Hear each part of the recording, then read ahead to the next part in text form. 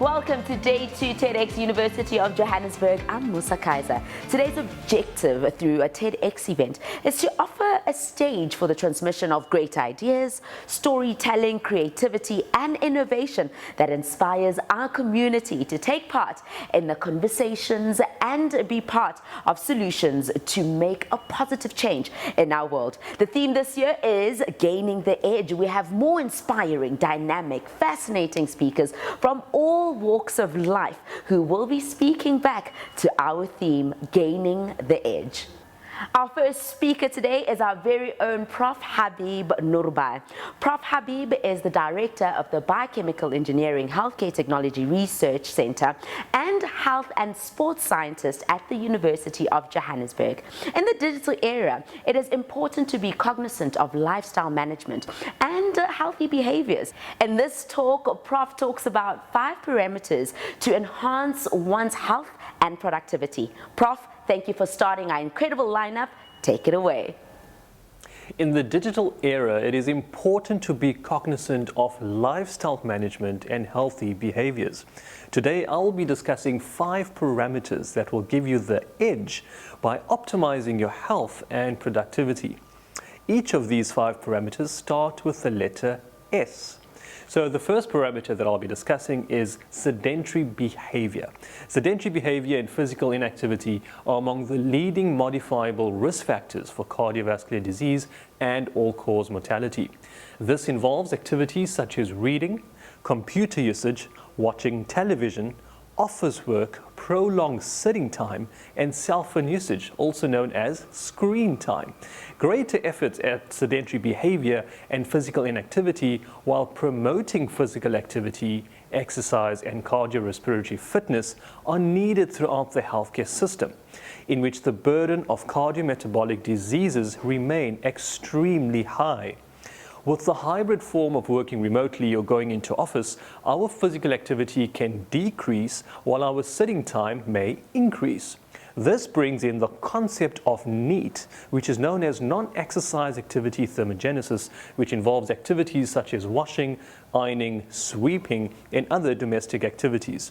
Following exercise videos online are helpful, as well as taking advantage of home-based workouts, because these kinds of activities has been on the rise during the COVID-19 pandemic. If being active indoors is not enough, daily chores around the house or standing while working can reduce sedentary behavior and increase oxygen to the brain for sustained energy throughout the day.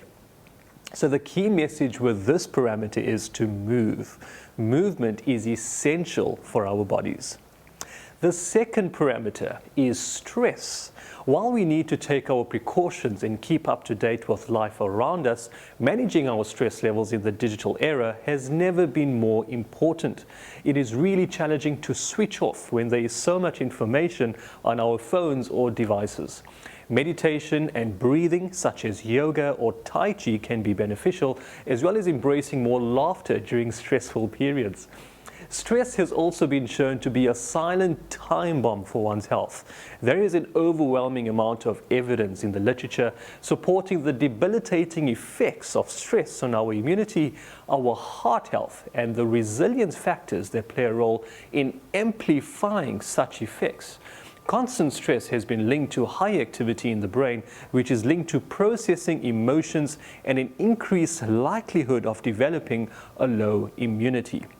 The most fundamental lesson to learn when it comes to stress is, why stress about a possible outcome when it has never occurred yet? Writing your stresses down, as well as the worst case scenario on paper, or even the outcome of that stressor, allows us to be prepared if the worst had to happen. In addition, categorizing these stresses as low, medium, or high allows us to manage the stresses better. So the key message with this parameter is, don't just manage your stress, manage and prevent worst case scenarios from happening. This will allow you to reduce your stress and optimize your energy. The third parameter is sleep. we should be sleeping for at least 7 hours per day. However, we should also be cautious of not sleeping too much, perhaps more than 9 hours per day, as this can either cause a dull headache or the feeling of being lethargic, which may prevent us from being productive at work or in our life. Now, according to the Center for Disease Control and Prevention, adults who sleep less than 7 hours each night are more likely to say that they have had health problems, including a heart attack, asthma, depression, and a low immunity. This can also contribute to the risk of developing any form of viral diseases, including COVID-19. Additional evidence confirmed that sleep deprivation is also associated with hypertension, coronary artery disease, and type 2 diabetes. Increased sympathetic nervous system activity has considered to serve as a common pathophysiology in sleep deprivation in relation with these diseases. Now, persons with sleep apnea have been found to be at an increased risk for a number of cardiovascular diseases and a low immunity.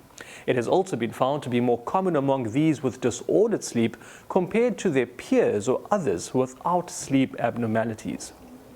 Adequate sleep time is especially a challenge for mothers. It is important that mothers plan their schedules accordingly to counteract sleep deficit as best as possible. In the current fourth industrial revolution, one way is to do voice dictation or even voice notes when communicating, or to even automate, delegate, and outsource certain tasks online or even to freelancers. In addition, mothers can even include kids into their work if possible, and one thing that mothers need to realize is taking breaks or a nap is okay. It would be wrong for all of us to think that getting less than 7 hours of sleep makes us a warrior. Power naps, where possible, of up to an hour or more, can fill that void of less sleep during the night. So, with sleep, the key message is ensure that you are getting at least 7 hours of sleep at night. If you're not, you should try to make time for a power nap during the day. This brings us to our fourth parameter, and that is sugar or consuming added sugar. Whether there's a canteen or kitchen at work, or if you're working remotely in the comfort of your own home, these provide a further inclination to consume comfort foods or food that is filled with sugar. Especially during stressful events, many rely on sugary foods to curb that anxiety. Occupying yourself with your work, daily activities, or home-based workouts, and staying away from the kitchen most of the time can reduce those cravings and temptations. It is important to pay attention to these habits, as it may cause one to reduce their productivity while working, but also increase weight, which can adversely affect one's energy while working. So the key message with this parameter is cut down on sugar as much as you can. While it's not within our control to avoid sugar completely, because some foods may have them, the goal is to abstain from added sugar in our foods as much as possible. This brings us to the last parameter, and so the fifth parameter is smoking. Now, not all of us may smoke cigarettes. However, it has been shown that every 1 out of 5 deaths from heart disease is directly related to smoking. The nicotine in smoke has the following effects on the heart. It reduces how much oxygen the heart accumulates, it raises blood pressure, and number 3, it speeds up the heart rate, and 4, increases the likelihood of blood clots. These can lead to heart attacks or strokes that can negatively exacerbate the insides of the blood vessels throughout the body. Now, aside from the impact on the heart, as we know, smoking also has a detrimental effect on respiratory health and is also a risk for cancer. So the key message with this parameter is quitting cigarette smoking is not easy, but one should gradually reduce the amount of smoking per day. The ultimate goal is to tune one's mindset so that you're in a position to achieve smoking cessation one step at a time. In summary, based on these 5 parameters that I've discussed, we can see that they are all interrelated. A culmination of these 5 parameters with adequate hygiene practices, work ergonomics and posture, priority management and energy management would improve our health, immunity, and the way we work, whether it's in office, remote working, or a hybrid of both. We should take the necessary steps in guiding one another on abstaining from added sugar intake, chronic stress, cigarette smoking, sleep decline or sleep deprivation, and prolonged sitting time. There is no one-size-fits-all approach. Individual variations exist among us, as well as with a few factors such as genetics, the environment we're in, and socioeconomic disparities that exist within each country. It is estimated that people's weight would increase and their risk factors for a variety of disease would be elevated by the year 2030. With the evolvement of modern-day living, blockchain advances in finance and healthcare, as well as the fourth industrial revolution, mobility, and other technological advances, now is a better time as ever to enhance our awareness and education surrounding these 5 parameters. Ultimately, these will give us the edge by optimizing our health and productivity in the digital era. That was great. We learned a lot just from listening to you, Prof. Very informative and helpful. We'll keep these teachings with me, and I know for sure you will too. Up next is Prof. Talita Greyling. She is an associate professor at the School of Economics at the University of Johannesburg. She's also a member of the Board of Directors, International Society of Quality of Life Studies. Prof. Talita talks about all of us aspiring to have a good life and to be happy. Yet, how do we know whether people reach this goal and are satisfied with their lives? Prof, a very warm welcome. Take it away. How satisfied are you with your life in general? A little, a lot? If I give you a scale from 0 to 10, with 0 being the least and 10 the most, where will you rank yourself? What score will you give yourself? Now, I'm a well-being economist, and I think it's weird if I am interested in your life satisfaction. But it has been shown by researchers such as Ed Diener and Veenhoven and Richard Layard, that asking a person how satisfied he is with his life is a very, very good measure of your life circumstances. As a well-being economist, I'm interested in measuring your well-being. And asking you how satisfied you are with your life, I get a very good idea about your own evaluation of your life.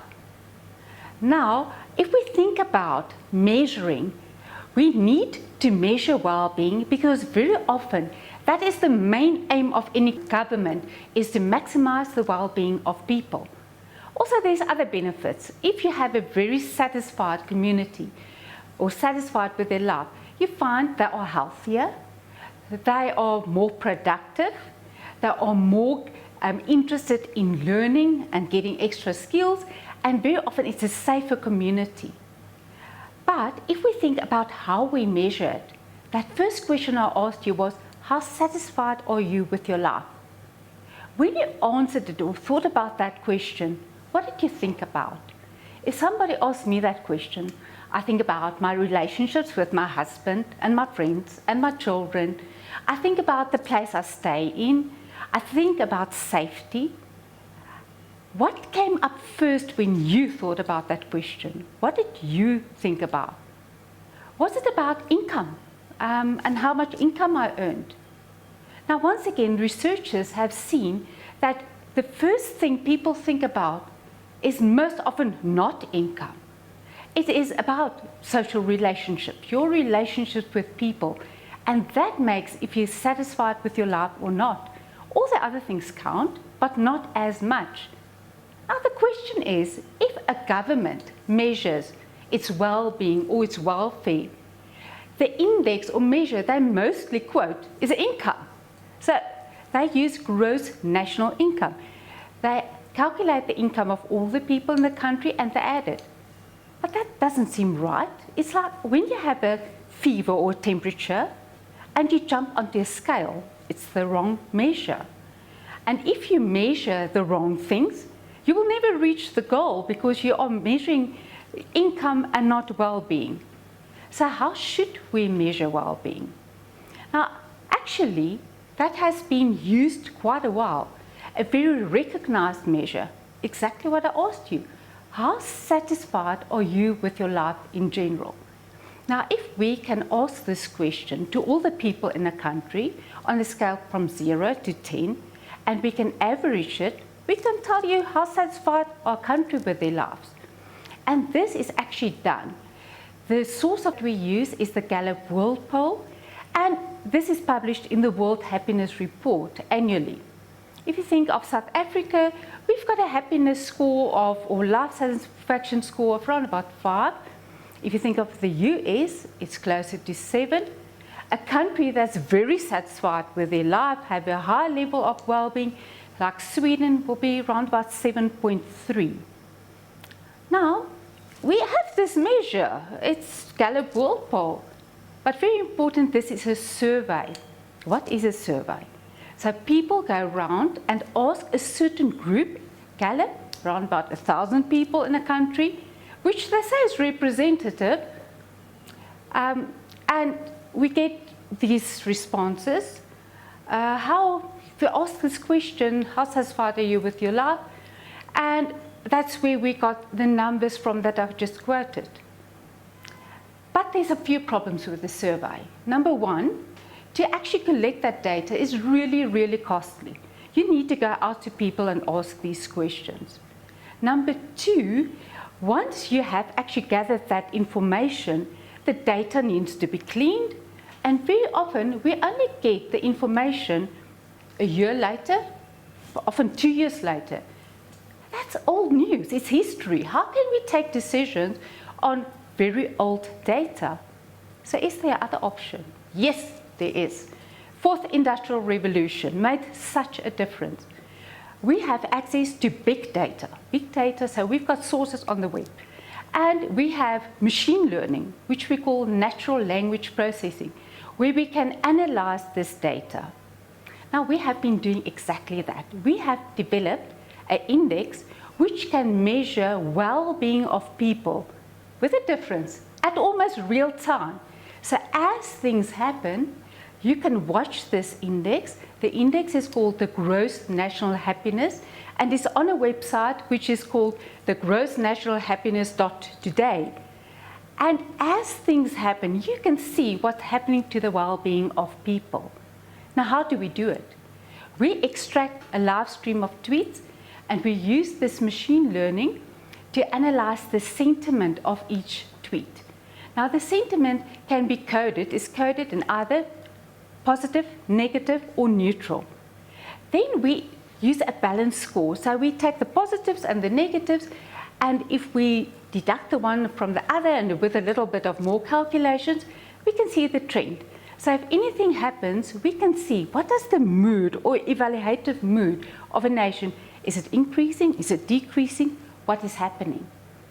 And we have been, often we get different questions about it. Why Twitter?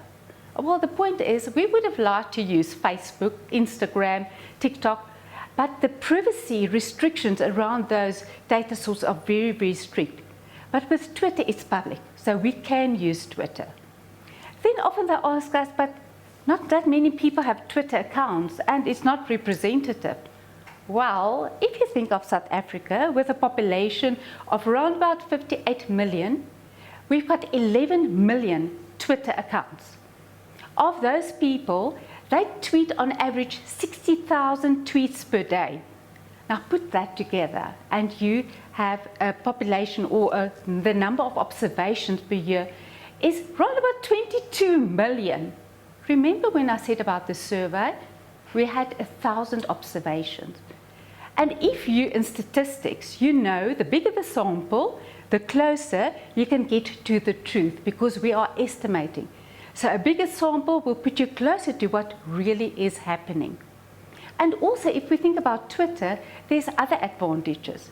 People that tweet, not just individuals, there's also businesses, bigger societies. So we get a sort of a sample from different societies, parts of the community, which is really representative. We have been measuring the GNH since 2019. So running for a little bit more than 2 years at this stage. Initially, we only measured it for 3 countries, New Zealand, Australia, and South Africa. But lately we have extended this, and we're also measuring the gross national happiness for a few European countries. Furthermore, we only analyzed the sentiment initially, so the mood of the nation, but we also expanded that. And now we can measure the underlying emotions. We can pick up anger, fear, joy, anticipation, trust, so various of these emotions. Now we have been following this index, monitoring it day by day by day to see how well it reflects what happens in a society. That can be economics, politics, sport events, and to see how it reflects in this index. Just to mention a few examples. South Africans are sport crazy, actually soccer, rugby, but the event I would like to mention is the 2019 World Cup, Rugby World Cup. Now I sat and I watched this game.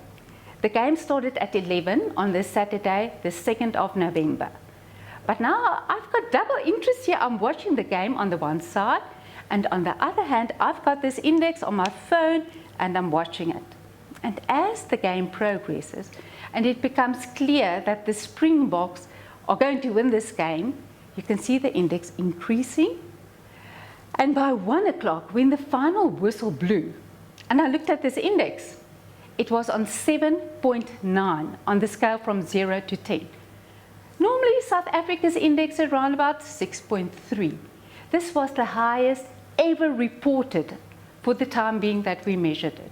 So it did capture that excitement of the nation. And another example, if we look at COVID and lockdown and New Zealand, we saw on the day that lockdown was announced in New Zealand, this was on 23 March 2020, we monitored the emotions in New Zealand. And from the 23rd of March to the 24th of March, this changed tremendously. We saw that joy dropped, we saw anger increased, fear increased, and trust decreased. So you could see that reflection in the emotions almost immediately. Then this is normally post an event. So we can tell what happened to the sentiment and the emotions after the event. But can we also use it to predict, so in a predictive capacity? Yes, we saw the same thing. Not long ago, the ex-president of South Africa was sentenced to jail. This happened on a Wednesday in July. Many people became very, very angry. Other people started fearing for what will happen. When we looked at this index, we could see this. We could see how the mood in the nation, the evaluated mood, changed. We saw the fear, we saw the anger, they are all negative emotions. So this index started decreasing. Now let's say that the government did watch this index and they saw this. They can probably have predicted something is going to happen. This nation, the mood's going to explode. And that's exactly what happened. By Monday, we had riots, looting. Actually, 300 people lost their lives. There were tremendous losses, financial losses, business losses. Now, if the government saw this change and they followed what happened with the index, they would probably have been able to do something to prevent it, step up, restrict the deaths that occurred, restrict the losses. So this index can also be used in a predictive manner. Now, if we know all of this, number one, we know that we have to measure well-being.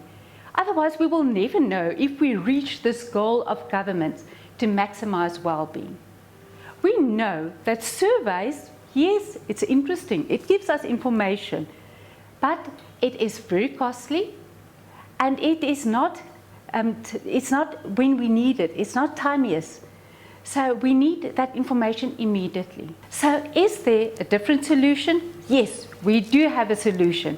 We've already developed this index that measures real-time well-being. And we've seen that countries such as New Zealand, which is at this stage the leader in well-being and the measurement of well-being and a well-being budget, has actually adopted this measure as a statistical measure and part of their statistical data. Other countries should follow suit. They should do the same thing. They've got the source of information. It is absolutely essential because we can make a difference. We can improve the well-being of people. And if we use it as a predictive measure, we can save lives. Thank you so much, Prof. Talita. This is true. The measures give researchers and policymakers an unprecedented insight into human behavior. Very informative. Next on our TEDx virtual stage is Sizwe Ndlovu, who is a South African rower. He won a gold medal in the men's lightweight coxless 4 event at the 2012 Summer Olympics. Using the perspective of a high-performance athlete and a coach, Sizwe gives us an outlook of achieving victory and consistency in a changing world. Sizwe, the virtual stage is yours. A prime understanding of this dynamic fusion of technology and everyday life can be observed in an industry that grows consistently. Despite inflation, despite economic depression, despite volatile socio-political circumstances, this industry is sport. Within the sporting arena, decisions of victory and defeat are brought down to incredibly small and specific metrics. The difference between gold and silver medal is measured in seconds and milliseconds, centimeters and millicentimeters. As a rowing coach, I employ several key pillars to ensure my athletes can gain the edge over the rest of the field. My own race in 2012 was down to a narrow 0.25 seconds. A quarter of a second had separated myself, my crew, and the entirety of South Africa from its first Olympic gold in rowing. In retrospect, a quote by Napoleon stands out to me. The reason I beat the Austrians is they did not know the value of 5 minutes. The importance of the period of 5 minutes on the battlefield to Napoleon is the same importance of microseconds to athletes. Effective strategy, and through gaining a superior advantage over the Austrians, Napoleon ensured a total victory over them. The pillar of maximizing how effective one uses their time is a key component to any athlete's success. The extreme lengths an athlete and their support staff would go to ensure triumph over competitors is unbelievable. Understanding the fierce competition and stakes involved in South African schoolboy rugby leads to the understanding of the rampant illegal use of sports enhancing drugs at high school level. Absolute commitment to ensure total and utter victory. To gain the edge, athletes would do anything. This is where technology and sport begin to fuse. With such fine margins between winning and losing, the accuracy and reliability and empirical nature of technology is not to be ignored. Successful coaches use technology as effectively as possible to maximize performance of their athletes. The correlation between an athlete's performance and the rapid advancement of technology is easily understood. Better technology have definitely led to improvement of their performance across all sporting codes. Look at the VAR technology in football. With these solutions, Maradona would have never gotten away with the infamous hand of God. And that World Cup quarterfinal could have ended in a draw or a win for England. It might have come home in 1986 already. Not to discredit the phenomenal skill and talent of the late legend Maradona, but technology has brought the edge closer for everyone. Furthermore, technology and data collection remains absolutely imperative to deliver podium finishes. Coaches that use VO2 max testing, which involves the collection of data measuring the oxygen capacity of an athlete, can properly develop programs to maximize their oxygen capacity and thus maximize their performance. A technology-savvy coach would use wearable performance technology, such as Caterpillar's devices, to monitor and optimize the performance of their athletes. Those dependent on technology would use GPSs to track and analyze movement and conduct of their athletes on the field. Force, graphs, and the data given from simple ergometers give a rowing coach the ability to understand their athlete's stroke and make the appropriate corrections in their specific area of their stroke. Despite these technologies being more often than not expensive, they provide an undeniable advantage to the athletes and teams that possesses them. It is undeniable that appropriate and effective use of technology on a sports field can lead to all-important victory. The second pillar is based around the effective and intelligent use of tools available to a coach or athlete. The overall importance on the potential of technology boils down to the effective usage of it.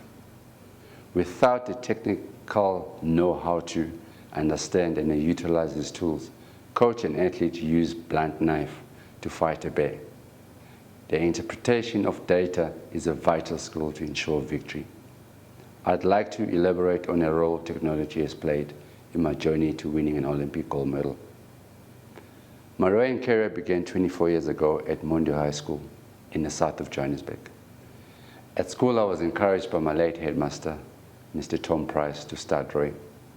I was one of 4 black students that started rowing that season. By the end of the season, I was the only one left. Tom saw something in me no one else did. His passion, commitment, and continuous support ensured a solid foundation, and my success was better from there. He picked me up in the mornings and made sure I trained before school. As a black South African, I was undeniably disadvantaged compared to fellow white South Africans in general. And sport in specific, my economic background in relations to my white peers and competitors in rowing led to clear disadvantage. During my high school career, I didn't have the same access to advanced equipment, advanced coaching, and technologies such as stroke coaches, which I used to provide data such as the boat speed, distance per stroke, rate of strokes per minute, etc. Given the need to transform and develop sport in post-apartheid South Africa and dedication and commitment to the sport, I joined with national rowing team. I rowed through the juniors, under 23s, university, and seniors phase of South African national rowing. In 2010, I met Paul Jackson, who had previously coached men's lightweight crews to 1996 and 2000 Olympics. Paul Jackson was a phenomenal coach. What stood out about Jackson in relation to other coaches that coached me was the different philosophy and approach. His under-reliance on data and technology was unique. Jackson kept it simple. He allowed us to work hard and focused on developing our strength and technique. He didn't focus on the data or numbers from the stroke coach. Going into 2012 Olympics, we were not the favorite crew to win the gold. Our approach was totally different to everyone else. The access to high-quality boats, equipment, gadgets, and technology that everyone else enjoyed was certainly not shared by us. Our advantage over other crews was the expert conditioning and sheer character and determination we had. It came down to race of grit and resilience. What was so unique about the lightweight rowing division was that everyone was within similar size ranges, pulling similar X scores, and obviously same weight. It comes down to the conditioning and character of winners. The grit and mentality we showed to come up from being written off by commentators to snatch the victory derives from the condition we were in. We didn't rely on the data and numbers to win that final. We relied on determination and character. I'll say this not telling coaches to throw away their technology, but saying that it remains extremely important to understand that no technology can replace the human spirit of courage and resolve. This is to say that determination and character count tremendously in gaining the edge. The third pillar is grounded in humanity. As much as program and technology can greatly improve the effectiveness of an athlete on a sporting field, An athlete's grit, determination, and quality of character separates them from the rest of competition. My last pillar is based on a perspective I had gained during my early days of my coaching career. It's in reference to an anecdote often told in coaching seminars. A rower comes to know their equipment as they would the back of their hand. A good rower can tell and feel the difference in a change in the settings. They would be able to feel the change in the weight of the oar if it is shortened by even 2 millimeters, feeling the change in the pitch even by a single degree, awareness of the slightest change of their boat. Often these changes are met with disagreements and complaints that they feel unnatural or out of the ordinary in their stroke. I recall an athlete I once coached who had developed a terrible bad habit of being uncoordinated in their movements, drastically affecting the speed of the boat. I went on to drill and coach him. The most impressive thing about this athlete was their resistance to corrections I was trying to enforce. Utter resilience to my coaching. After about an hour of trying to drill the correct and appropriate motion, I stopped the session. I asked if they understood what I was trying to convey. After repeating to me what I had been coaching, they finally looked up to me, sipping on water, saying, "It feels uncomfortable when I try to make the change you want me to make." That is my fourth pillar. Being uncomfortable, I went on to explain that one must be feeling uncomfortable to know that one is making a change. If you are not challenging the comfort, not engaging with what is unfamiliar and uncomfortable, then you are not making a change.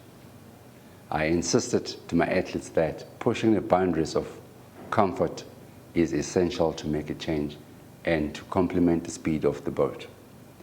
What is important to note under this pillar is that comfort and familiarity can be regarded as any issue of life. Familiarity and technology, for example, greatly hampered me from upgrading my cell phone for many years. Stepping out of comfort zone, although clinch is an absolutely crucial part of my philosophy. Using those 4 pillars, I hope all athletes may find success. To gain the edge in the modern world is not an easy task. These pillars are not a rule book to find absolute victory, rather a guideline in the shaping of one's own recipe for success. While these pillars are helpful, any athlete understands that hard work carries them over the line. Thank you so much, Sizwe. And now cross over to some entertainment. Today we have Zolani Shangazi, who is well versed in film, TV and music. Today he is performing Narrow for us. Ladies and gentlemen, I hope you're still having a great evening with us tonight. This next song is called Narrow, was written by myself, Zolani Shangazi, and Snare Tlaja. Like a narrowing trip to lose you, yeah. Like the beautiful things that moved you. Like my innocent, sweet, split personality, it's gonna move you. At first it might confuse you, yeah. It's gonna bruise you. The second might consume you, yeah. I'm in need of love. I'm in need of changing ground. I don't need no falling stars to pick me up on fallen ground. Kubuhlungu ukuthanda umuntu akuphoqe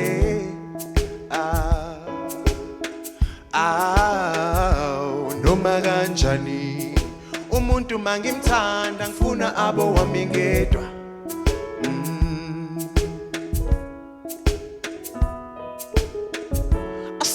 ngikuphoxe ngizozama ngayo yonke indlela sofa silahlane sithandwa sami 'cause I'm in need of love.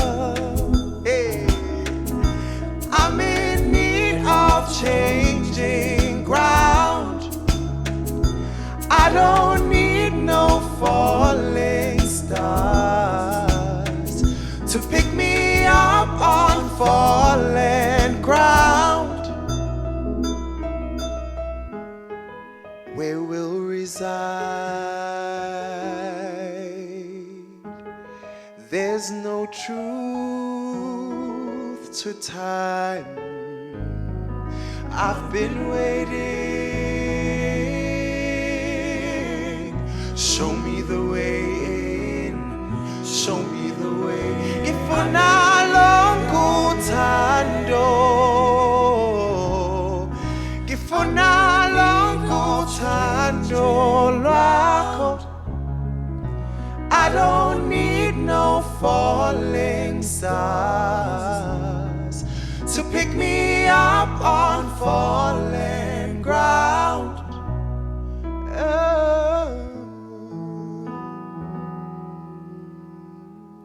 Thank you so much, Zolani. That was an incredible performance. Our last speaker is no stranger to us. She is someone we all know, love and respect, a self-motivated and dynamic individual. Bulele Polisa is a University of Johannesburg alumni, a radio presenter at UJFM, and a news anchor and reporter. Bulele talks to us about finding ourselves facing trying times that have shifted our entire world and how change is in our own hands. We're finding ourselves facing times that have shifted our entire world and have in one way or another forced us to focus on revolutionizing, innovating, and sometimes adapting. But one thing that has become completely inevitable, or one thing that some people feel is inevitable, is the need to do inward work. We've somewhat become confined to our environments, or we were at some point confined to our environments with almost little or nothing to do. Home, work, school, and play seemingly became one, and the need to get out was growing by the hour. But one thing we seem to have forgotten about in all of this madness is ourselves, and how we truly are all we need to help us gain the edge. Dumelang, my name is Bulele Polisa. I'm an award-winning broadcaster, a voiceover artist, a facilitator, an MC, and an entrepreneur. And in the past year, I shamelessly walked away from everything that I knew to be true and acceptable, and actually decided to define that for myself through self-mastery, which is a never-ending journey, but one that will introduce you to your higher self. I know this sounds crazy, but let's unpack it. Now, one would think that gaining themselves as the edge is an easy thing to do. But the reality of it is that it's not. Backing yourself goes far beyond your usual self-care routines. The long baths, the buying of flowers are all great and everything, but the true essence of it all requires us to dig deep and take the plunge. The reality of this only starts sinking in when we're forced or required to face our fears. If you were offered 1 million rand that would set you up for good and really well in exchange for you to bungee jump or skydive, how long would it take you to do it without doubting or thinking twice about whether you are capable of doing it or what could possibly happen mid-fall? And that's the reality of life. We're often finding ourselves doubting, questioning, when it's time to make a decision, without actually realizing that all that doubt and those questions is a fear that's coming in the way of us actually facing the reality of what we actually need to be doing to get to where we want to get to. This reality actually only kicked in for me when I had to say no to a job that would really set me up really well in the hopes of actually pursuing my dream in the media and entertainment space. This was hard because the job was guaranteed, whereas my success in the industry, not so much. Well, that's if I gave into the possibility of that actually not happening. My dreams became more real, and I felt I actually needed to pursue it. Giving into the fear of things not working out is easy because self-doubt sometimes creeps in. People's negative opinions about what you're doing sometimes heightens that doubt. And the need to survive shoots it out the roof because your first thought is how your life could possibly turn out should things not work out. I started my career off as a news anchor, a good one at that. With 2 nominations in my pocket, growing in that space would not have been difficult, but it's not what I wanted. It's really not what I wanted to do, so I had to go back to the drawing board and pursue what I wanted, which was being a presenter. It wasn't an easy decision to make, with the fact that I was much older and had a goal to be successful at 25, and at 23 I decided to make that decision. On the other hand, people's opinions were telling me how well I'm doing and that I should stay in that department, but I was not hearing it. My willpower wanted something else, and I was stopping at nothing to achieve it. When I first started off as a presenter, the feedback was horrible. And I started regretting my decision. I started thinking about people possibly being right about me not being able to do this. But the life force of this passion in me told me otherwise. And I kept pushing. See, the thing about fear is that it can cripple you. And if you don't face it head on, you can find yourself living a life you didn't choose to live. And this is where self-mastery actually kicks in. Deepak Chopra has given us 4 steps to self-mastery. The first step is awareness. So you're either living in the past or the future, based on your thought process, or the thoughts that circulate your mind. Awareness is the ability to bring yourself to the present state. Now, what do I mean by this? Had I listened to the opinions of other people, I would have been thinking about the fact that I've got 2 nominations as a news anchor. Those could help me into the space, or I could be thinking about the fact that with those nominations, I possibly could be great at what I do. But the awareness of it all, the reality of it all, was that it's not what I wanted. I wanted to be a presenter, and I brought myself to the conscious state of that, the awareness of it, and I decided to go for it. And sometimes that's what we need. What is the present state telling me to do now? It's only through that that you can set yourself and prepare yourself for the coming state. The second step is discernment or choice. Now this is something very difficult because everything leading up to this present moment or the moment that you're currently finding yourself in is brought about by choice. And often we love to blame people for the choices that we make, but be aware to choose consciously. And that's the key. You need to choose consciously because a lot of things shape our subconscious mind, and sometimes we make decisions subconsciously or unconsciously. Your environment, for instance, shapes your subconscious mind. What you're eating, what you're watching, who you associate yourself with, shapes your subconscious mind.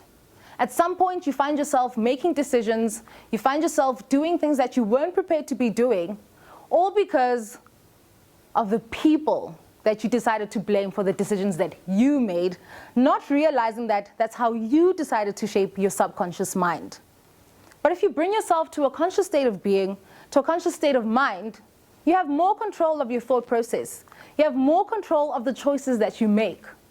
Had I decided that I'm a news anchor, I've got nominations behind my name, people are telling me I'm great, and made decisions based on that, that would have been an unconscious or subconscious choice. But what I wanted was me bringing myself to my conscious state of being and deciding what I needed. And in that, I made a conscious choice. The third step is action or focus. Also something other people might think is quite difficult. Once your choice has been made, you actually need to be courageous enough to act on it. I made the choice that I was leaving the news desk and decided to pursue my goal as a presenter. It wasn't an easy one because it was starting from scratch. I had to now relearn running a desk. I had to now relearn bringing myself and my personality into the presenter space, where in actual fact, as a news anchor, all I did was read and deliver the news to the listener. But now, the thought of the fact that I'm 23 years old, I've got a goal at 25, and I need to act on this, could have made me choose something different. But my courage and knowing what I want made me choose what I needed to choose. And that set me up for where I am today. The fourth and final step is realization. When you realize self-mastery, you radiate your light and divinity for all, and I mean everyone, to enjoy. I'm at a place in my life right now where I'm finding myself working non-stop. I've been in the presenter desk or presenter seat for 3 years. The first year was the hardest. The second year, I was finding my feet. The third year, I'd say I'm somewhat there. But one thing I can tell you is that my light radiates. I can feel it. And I hear it in the responses of people that I work with, people that I come in contact with, people that I surround myself with. Not only do I see that in them and myself, but the universe or the environment has decided to conspire in my favor. Not so long ago, I walked away with 2 awards from the SA Radio Awards, and that's because I made a conscious choice. That's because I put fear aside and I walked into the direction of what sets my soul on fire. I'm standing here today delivering this TED Talk, manifesting one of my wildest dreams, something I never really thought would come to life so soon, but here we are. And that's what happens when you decide to walk in the direction of what sets your soul on fire. That's what happens when you decide that you're going to put fear aside and actually do what you have to do for yourself. Forget about everyone else. Forget about who was telling you what. Forget about those fears for a while and challenge yourself to take the plunge. Challenge yourself to walk in your light, because God created us as light beings. It's only by choice that we decide to be something else. In closing, I was pondering, sitting by myself, trying to think of how or what the best way to close this TED Talk would be. And it dawned on me that we're all spiritual beings just here on earth to have a human experience. And in that experience, that's where we find our direction. Spirituality is not something that is requiring you to be perfect. It's not something that requires perfection. But it requires constant interaction with your highest self. And that is your conscious state of being. That is a true expression of who God is.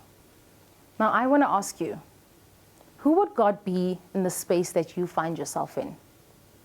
Once you know the answer to that, be exactly that. My name is Bulela Pudisa, and thank you for coming to my TED Talk. Thank you so much, Bulela. You did an outstanding job concluding our day 2 and final of TEDx University of Johannesburg. That brings us to the end of our day 2 TEDx University of Johannesburg virtual event. We hope that you were inspired, captivated, and left feeling like you can gain your edge no matter the circumstance. There was a lot here to remember and hold on to. Your purpose is in the now. From me, Musa Kaiser, and our amazing speakers, thank you so much for joining us. Goodbye.